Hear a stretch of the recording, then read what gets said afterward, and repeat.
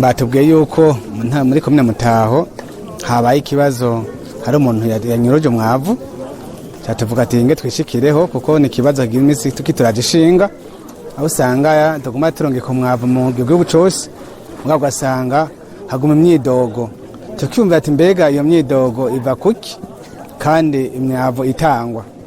Twaduze amakenga yuko hariho abantu bayitora aja kwidandaza, gusa ntitwari bwaronka amahirwe yo gufata ababikoze, hama twumvise yuko hariho uwabikoze yafashwe, twaciye twihuta kuza kubiraba kugira ngo hafatwe ingingo zikomeye. Batwe ko hafashwe imifuka 41. Iyo umwavu wari uvuye mu ntara ku mugwa mukuru w'intara Gitega uza ngaha muri komine Mutaho, batubwira ko hari imifuko 200.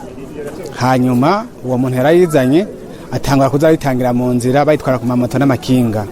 Rero musitanteri yabaye yakoze neza cyane, n'abafatanije n'abajeje umutekano barashaka gufata iyo mifuko, barafata noneho ndetse niwe karayitanga. Hanyuma uwo karayitanga akaba ari arabazwa.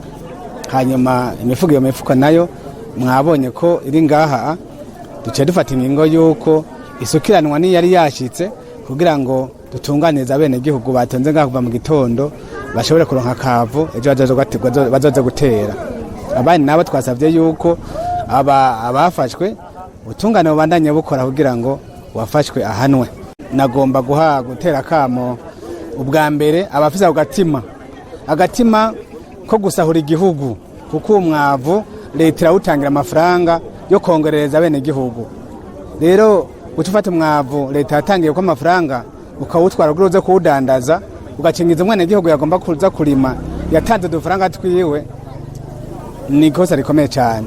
Ndabakebure rero iyo ngeso bayivemwo, bave buzimu baje ibuntu, bashikike umwene gihugu kugira ngo turime twimbure. Ku ruhande rw'umwene gihugu nawe mu Burundi bwose nagomba musabe agerageze gukurikirana ivyiwe. Uwo mwavu uri kuraza n'uwiwe, bakurikirane uwo muntu babona ariko arawujana ku isoko awudandaza, bamudame ku rutoki ahanwe.